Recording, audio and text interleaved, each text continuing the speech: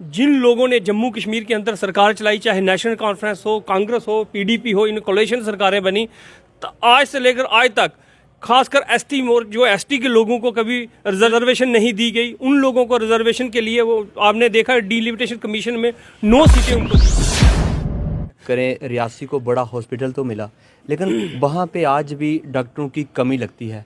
अगर शाम के समय कोई जाए तो वहाँ पे मात्र एक डॉक्टर जो है वो डिस्ट्रिक्ट हॉस्पिटल।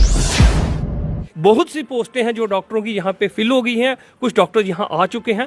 मुझे लगता है कि शायद आपको किसी ने गलत अगर आपने रियलिटी चेक करना हो तो आप 8 बजे के बाद डिस्ट्रिक्ट हॉस्पिटल का दौरा करें, मात्र एक डॉक्टर आपको मिलेगा जो हर पेशेंट को डील कर रहा है।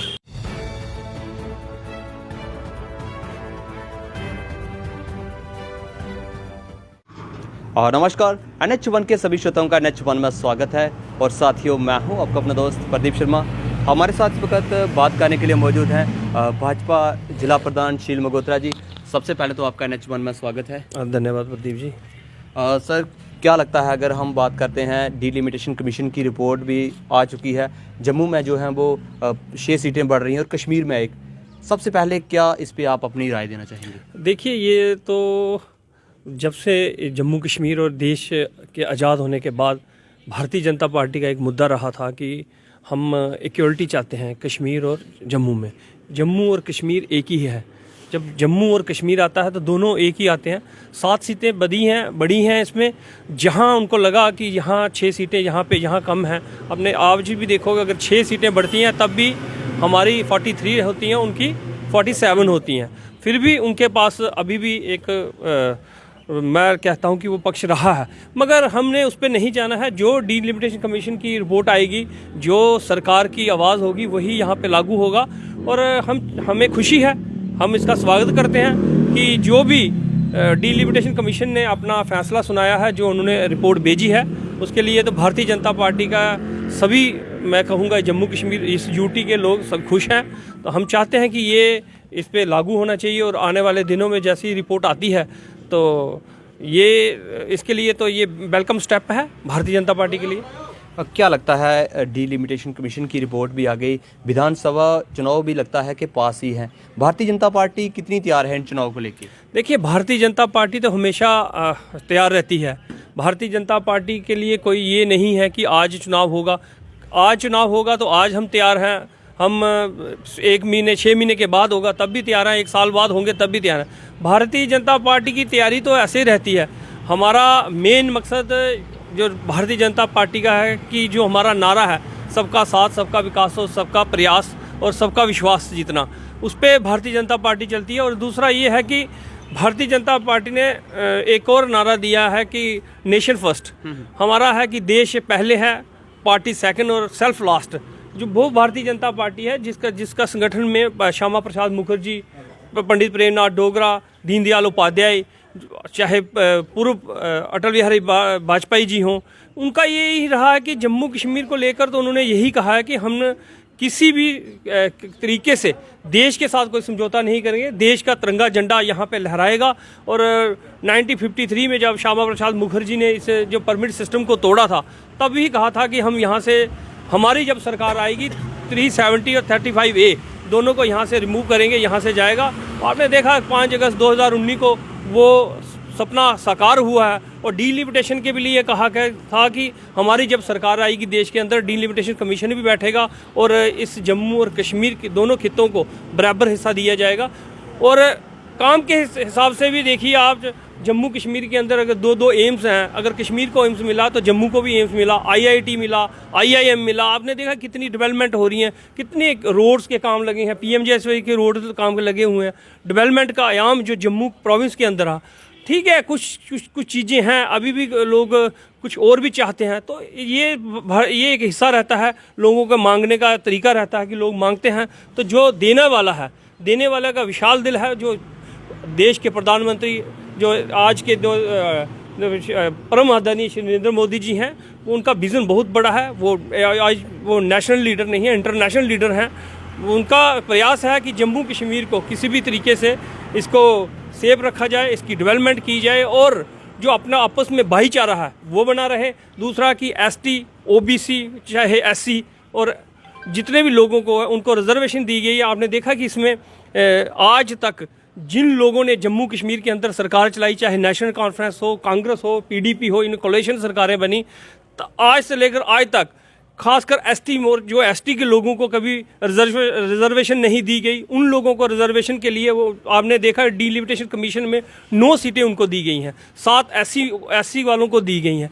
तो ये एक अच्छा स्टेप है, उन लोगों को भी नुमाइंदगी करने का मौका मिलेगा जो लोग पहाड़ों के अंदर रहते हैं, जिनको लोगों को इन्होंने पूछा नहीं, इनको सिर्फ वोट के लिए इस्तेमाल किया गया। ये एक बहुत बड़ी अचीवमेंट है भारतीय जनता पार्टी के लिए और खासकर जम्मू कश्मीर के लोगों के लिए। हम तो यही कहेंगे कि जो भी हो अच्छा हो और भारतीय जनता पार्टी उसके लिए अग्रसर रहेगी और लोगों की सेवा के लिए अग्रसर रहेगी। कहीं ना कहीं अगर बात करें, रियासी को बड़ा हॉस्पिटल तो मिला, लेकिन वहाँ पे आज भी डॉक्टरों की कमी लगती है। अगर शाम के समय कोई जाए तो वहाँ पे मात्र एक डॉक्टर जो है वो डिस्ट्रिक्ट हॉस्पिटल में मिलता है। क्या प्रयास रहेंगे कि आने वाले समय में वहाँ पे डॉक्टर भी जो है वो समय पे मिले और अच्छी स्ट्रेंथ के साथ मिले, जितने भी वैकेंसी वहाँ पे हैं वो फिलअप होनी चाहिए? देखिए प्रदीप जी, ऐसा है कि एक समय था कि हमारा जो डिस्ट्रिक्ट हॉस्पिटल, सब डिस्ट्रिक्ट हॉस्पिटल था जो बाज़ार के अंदर चलता था, जिसको आज जच्चा बच्चा के रूप में, जो मदर चाइल्ड के रूप में वो अब डेवलप हो रहा है। लोगों का प्रयास है, लोगों ने कोशिश की है, कई सोशल ऑर्गेनाइजेशनों ने भी प्रयास किया है, भारतीय जनता पार्टी के लोगों ने भी प्रयास किया कि वो उस हॉस्पिटल को डेवलप किया जाए और लोगों को, यहाँ जो शहर के लोग हैं उनको कोई परेशानी ना आए, उसके लिए प्रयास जारी है और कई लोग अपने तरीके से प्रयास कर भी रहे हैं। मैं उनका भी शुक्रिया अदा करूँगा। खासकर आपने कहा कि ये डिस्ट्रिक्ट हॉस्पिटल की बात करते हैं। डिस्ट्रिक्ट हॉस्पिटल एक भव्य हॉस्पिटल है। एक ज़माना था कि मुझे याद है कि पिछले दिनों, अभी 5-6 महीने, एक साल 2 साल पहले, जो इस कोरोना से पहले कई लोगों को वेंटिलेटर की जो ज़रूरत होती थी, जम्मू के अंदर हमें प्राइवेट हॉस्पिटल जहाँ एक कहीं वेंटिलेटर होता था, तो या तो फिर हमारा जो बख्शीनगर हॉस्पिटल है 2-4 वहाँ पे वेंटिलेटर होते थे। PM केयर्स जब यहाँ बना, PM केयर फंड्स जब यहाँ पे बने, उसके बाद आज रियासी के अंदर वेंटिलेटरों की कोई कमी नहीं है।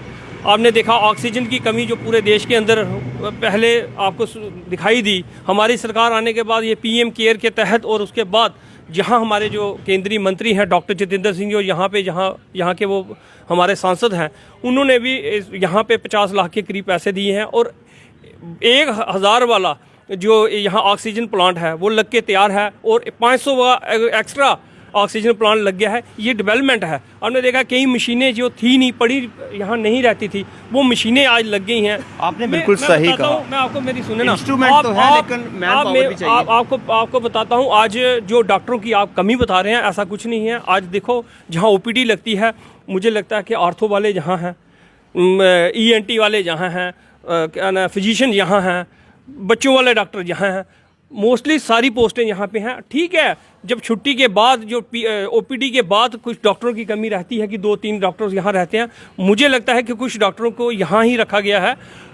कुछ जो कमियाँ हैं उसको आहिस्ता आहिस्ता पूरा किया जाएगा, मगर मैं आपको विश्वास दिलाता हूँ कि भारतीय जनता पार्टी की इस देश के अंदर सरकार आने के बाद डेवलपमेंट यहाँ डिस्ट्रिक्ट हॉस्पिटल हो। हम तो ये इसको डिमांड करेंगे कि अगली डिमांड हमारी रहेगी यहाँ पे मेडिकल कॉलेज होना चाहिए। आपने कहा कि डॉक्टरों की कमी है, डॉक्टरों की कमियाँ आज मुझे लगता है वो कमियाँ जो आज से 6 महीने 1 साल पहले थी, वो आज कमी वो पूरी गई हैं। बहुत सी पोस्टें हैं जो डॉक्टरों की यहाँ पे फिल हो गई हैं, कुछ डॉक्टर यहाँ आ चुके हैं। मुझे लगता है कि शायद आपको किसी ने गलत गाइड किया है। मैं तो मुझे लगता है कुछ जो कमियां हैं उसके लिए हम प्रयास करेंगे, अपने केंद्रीय मंत्री से भी प्रयास करेंगे, अपने लेफ्टिनेंट गवर्नर साहब से भी प्रयास करेंगे कि वो कमियां पूरी की जाएं।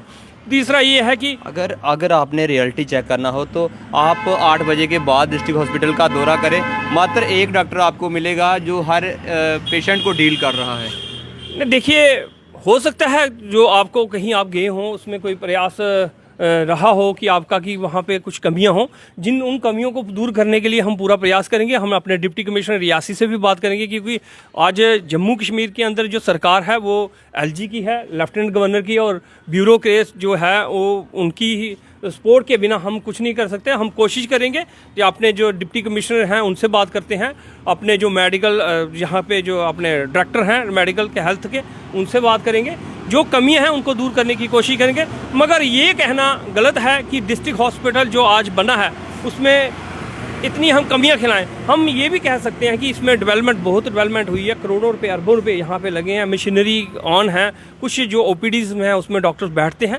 जो कमियां हैं उनको दूर किया जाएगा। अगर आप मीडिया जो है वो हमारा चौथा स्तंभ है, मीडिया के थ्रू ही हमने आगे जाना है। मीडिया के अगर आपने कहा है इस बातों के, जो बातें आपने कही हैं, मैं डिप्टी कमिश्नर रियासी से रिक्वेस्ट भी करूंगा, आपके माध्यम से भी रिक्वेस्ट करूंगा और पर्सनली भी मिलूंगा कि ये जो कमियां हैं इसको दूर किया जाए। और तीसरा ये है कि कुछ चीज़ें और भी हैं जो बड़े बड़े मुद्दे थे, बड़े पुराने मुद्दे थे, हम कोशिश कर रहे हैं उनको जल्दी से जल्द हल करें। बड़े से बड़े मुद्दे हैं जो मुझे लगता है कि जो केंद्र के मंत्री डॉक्टर जितेंद्र सिंह जी से मेरी बात भी हुई है, अपने कई लोगों की जो अपने भारतीय जनता पार्टी के कार्यकर्ताओं ने अब उनसे बात की है। हमारे यहाँ के डीडीसी चेयरमैन हैं हमारे पास, हमारी पूरी काउंसिल है वहाँ पे, हमारे म्यूनसिपलिटी के दोनों चेयरमैन हैं यहाँ पे। हम इनको साथ लेकर अपनी भारतीय जनता पार्टी के पूरे संगठन को लेकर जो कमियां हैं उनको दूर करने की पूरी कोशिश करेंगे। अंतिम प्रश्न रहेगा सर, माननीय प्रधानमंत्री जी ने भी टूरिज्म के ऊपर बहुत ज़्यादा फोकस दिया है। अगर सियाड़ बाबा की बात करते हैं तो यहाँ से मात्र 8 या 10 किलोमीटर की दूरी पर होगा। पिछले 2 सालों से अगर बात करें, सियाड़ बाबा में पूजा अनुष्ठान जो है वो नहीं हुए हैं और मंदिर का जो बाहर का पोर्शन गिरा हुआ था वहाँ पे माइनिंग हो सकती है, लेकिन वो टूटा हुआ मंदिर का हिस्सा जो है वो नहीं उठाया गया। आपकी तरफ से क्या प्रयास रहेंगे? क्योंकि कहीं ना कहीं तहसीलदार रियासी जो हैं वो पूरी इसकी देखरेख करते हैं, लेकिन आज तक वहाँ पे लोगों को जाने की अनुमति नहीं मिल रही है। दफ़ा 144 वहाँ पे लगाई गई है। इस पे आप सर क्या संज्ञान लेंगे आने वाले समय में? देखिए, यहाँ जो सियाड़ बाबा की बात कर रहे हैं, पहले आपको मैं ये बताता हूँ कि जो टूरिज़्म का हब है हमारी कटरा वैष्णो देवी है। आप जानते हैं कि 1 करोड़ यात्रा सालाना यहाँ आती है। उसके बाद 30 लाख यात्रा जो शिवखोड़ी श्राइन में जाती है। और जो हमारे जो इसमें रास्ते में कुछ जगह आती हैं, चाहे वो धनसर बाबा धनसर हो, सूला पार्क हो, हमारे कुछ यहाँ पे जो शिव टेम्पल है, हमारा महादेव मंदिर है, वो एक ऐसे स्थान है। उसके बाद आपका सियाड़ बाबा है। सियाड़ बाबा में जो पहले कई बार डेवलपमेंट हो चुका है, डेवलप हुआ है और टूरिज़्म ने उसको अपने अंडर लिया है। आपको पता ही है कि वहाँ पे जो कैजुअल्टियाँ हुई, लोगों ने उसको एक सहरगाह के रूप में ले लिया और मुझे लगता है कि वो एक हमारी जो आस्था का केंद्र है। हम वहाँ पूजा पाठ भी करते हैं, हम लोग वहाँ नहाते हैं तो अपनी कई मन्नतें मांगते हैं बाबा जी से। तो वो चीज़ें कुछ मुझे लगता है कि कुछ वो भगवान की तरफ से, परमात्मा की तरफ से कुछ जो वो त्रासदी हुई उस समय, तो बाढ़ आने के बाद उसके जब वो पहाड़ ऊपर से गिरने के बाद कुछ कैजुअल्टियाँ हुई हैं, जो मौतें हो गई, जो हमारे लोग वहाँ पे जब ये हुई उसके बाद इसमें दफ़ा 144 लगाई गई कि यहाँ कोई नहीं आएगा। मगर हमारा प्रयास है, हमने तो अपनी जो डिमांड्स हैं अपने केंद्रीय मंत्री से भी वहाँ भेज दी हैं और लेफ्टिनेंट गवर्नर साहब को भेजी हैं कि इसको ये जो पूरा सर्किट है ये इसको पूरा टूरिज़्म हब बनाया जाए। चाहे ऊपर के कई इलाके हमारे गूल के हों, चाहे इधर के हमारे ज़िला के अंदर जितने भी ऊपर के इलाके आते हैं, इशनी जितने भी एरिए आते हैं अरनास के अंदर, वो उसको डेवलप किया जाए और ये एक टूरिज़्म हब बने। हम तो चाहते हैं कि रियासी को टूरिज़्म के हब बनाया जाए और टूरिज़्म के जितने भी हमारे जो स्पॉट आते हैं उस पर डेवलपमेंट की जाए। ये हमारा प्रयास रहेगा और आने वाले दिनों में आप देखेंगे भी कि जो भारतीय जनता पार्टी के संगठन के लोग या कार्यकर्ता, जो हमारे जो इलेक्टेड रिप्रेजेंटेटिव हैं, जिन्होंने अपनी कोई डिमांड्स रखी हैं, तो मुझे पूर्ण विश्वास है अपनी सरकार के ऊपर, खासकर कि देश के प्रधानमंत्री नरेंद्र मोदी जी के ऊपर, अपने लेफ्टिनेंट गवर्नर साहब के ऊपर, कि ये जो टूरिज़्म हब बनाया जाएगा। और रही बात आपने कहा कि इसकी बाबा जी की जगह अब सियाड़ बाबा जी के, वहाँ हमारा प्रयास रहेगा कि उसको जल्दी से जल्दी डेवलप किया जाए, उस एरिया को बंद किया जाए जहाँ पे आपको लगता है कि स्लाइडिंग वाला, उसको बंद किया जाए। बाकी आपकी रही मंदिर की बात, तो मैं पूरा प्रयास करूँगा अपनी पूरी टीम को लेके कि उसको डेवलप किया जाए और जल्दी ही वो आपको अच्छी सूचना मिले। धन्यवाद। तो जैसे हमारे साथ भाजपा जिला प्रधान शील मगोत्रा जी, आज डिलिमिटेशन कमीशन की रिपोर्ट आने के बाद इनका क्या कहना है और कुछ बड़े मुद्दों पे बात हुई, क्या इनका कहना है, अपनी राय जो है वो कमेंट के माध्यम से ज़रूर दें। जय डुग्गर, जय हिंद, जय भारत।